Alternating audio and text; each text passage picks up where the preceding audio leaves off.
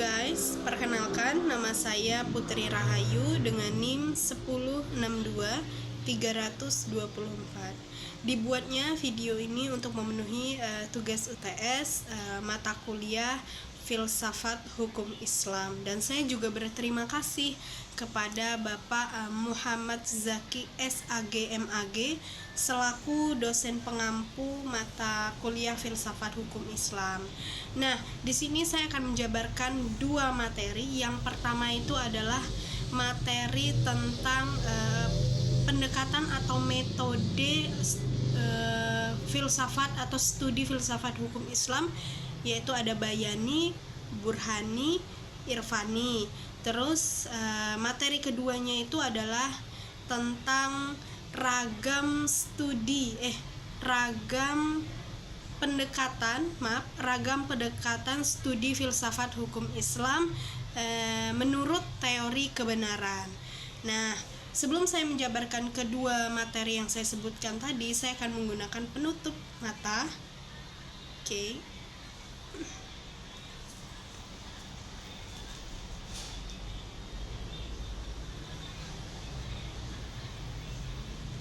Materi yang pertama yang seperti yang saya sudah sebutkan tadi, yaitu materi bayani, burhani, dan juga irfani.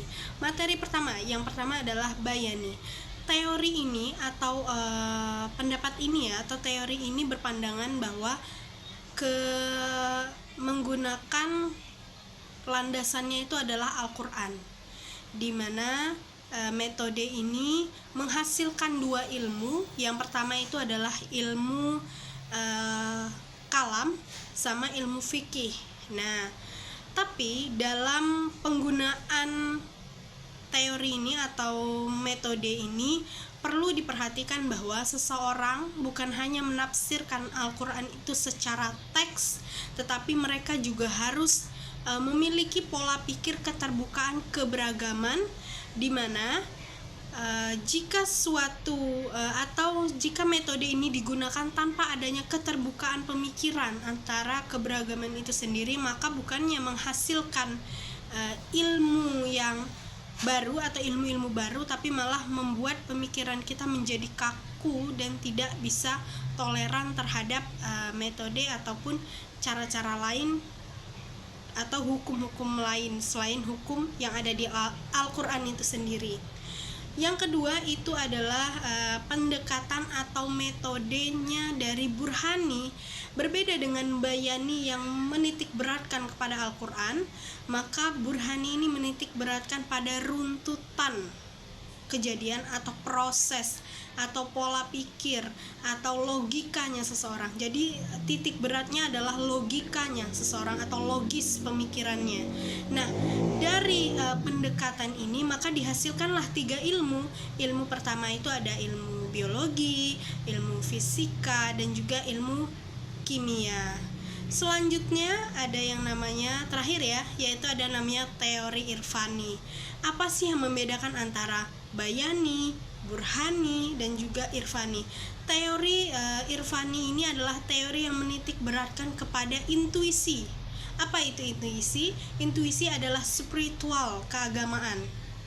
Jadi spiritual keagamaan, di mana pada metode ini biasanya adalah orang-orang atau tokoh-tokoh sufi yang benar-benar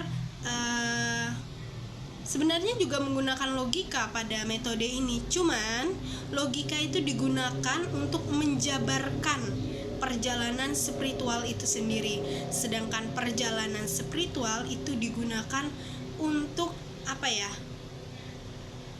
pemahaman atau penggunaan dalam metode ini gitu. Jadi yang bayani itu menitik beratkan kepada Al-Quran, burhani itu menitik beratkannya itu kepada runtutan kejadian, proses, pola pikir atau logis lah, pemikiran logis tadi. Dan yang irfani ini menitik beratkan kepada spiritual keagamaan atau intuisinya seseorang. Jadi biasanya ini digunakan oleh orang-orang atau tokoh-tokoh sufi lah, seperti itu. Dan ada satu ilmu yang dihasilkan, yaitu adalah ilmu tasawuf. Dan materi kedua yang saya sebutkan tadi adalah tentang ragam pendekatan studi filsafat hukum Islam menurut teori kebenaran. Teori kebenaran ini ada 4. Yang pertama itu adalah teori koherensi, kedua korespondensi, kedua pragmatis, yang ketiga adalah religius atau teologis. Apa sih yang membedakan dari keempat teori ini? Teori pertama, yang pertama adalah koherensi. Teori ini adalah pernyataan kebenaran atau kebenaran itu dianggap benar apabila pernyataan itu dianggap benar. Apa maksudnya? Pernyataan kebenaran itu dianggap benar jika pernyataan itu dianggap benar. Apa itu? Contohnya seperti ini. Kita manusia tidak akan tahu kita meninggal itu dengan cara bagaimana. Entah itu dalam keadaan sehat, entah itu dalam keadaan sakit, atau mohon maaf kecelakaan dan segala macam. Kita tidak akan tahu itu.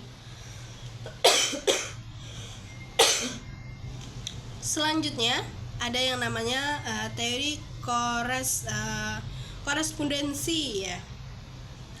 Teori ini adalah teori yang dimana kebenaran itu dinyatakan benar apabila sesuai dengan fakta yang terjadi atau berhubungan atau benar-benar fakta yang terjadi di lapangan. Contohnya itu apa?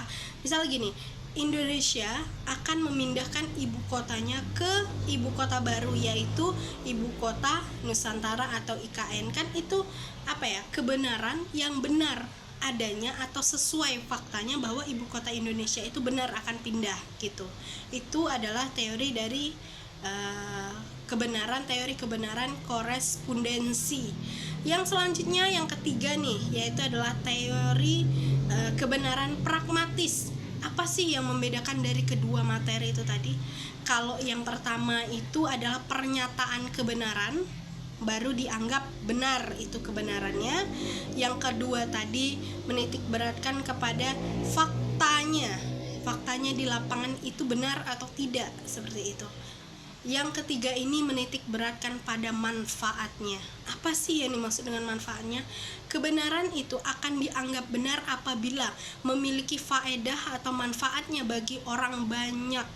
Contohnya apa? Contohnya seperti ini. Gunakanlah helm saat berkendara supaya ketika mengalami kecelakaan Anda dapat mengurangi dampak dari cedera kepala. Ya, itu sesuai dengan kebenaran di mana helm mampu untuk mengurangi dampak dari ketika kita terjadinya kecelakaan. Cedera kepala itu dapat mengurangi dampaknya agar supaya tidak terlalu parah.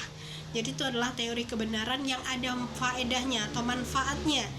Yang keempat atau yang terakhir adalah teori religius atau teologis. Nah, dari namanya religius, semua orang pasti tahu ini berhubungan dengan agama. Kebenaran itu akan dianggap benar apabila itu berhubungan atau benar sesuai keyakinan orang yang beragama itu sendiri. Maksudnya apa? Kebenaran itu sesuai dengan pernyataan, sesuai dengan keyakinan yang mereka yakini. Contohnya apa? Nabi Muhammad SAW adalah utusan Allah Subhanahu wa Ta'ala, dan itu benar seperti yang tertulis di dalam Al-Quran, dan itu diyakini oleh umat Muslim. Nah, jadi itulah materi atau dua materi yang dapat saya sampaikan. Yang pertama itu tentang teori Bayani, Burhani, Irfani. Terus juga ada tentang tadi studi filsafat hukum Islam berdasarkan teori kebenaran. Tadi ada koherensi, korespondensi, pragmatis, dan tadi religius atau keagamaan. Sekian materi dari saya akhiri. Wabillahi taufiq wal hidayah. Wassalamualaikum warahmatullahi wabarakatuh.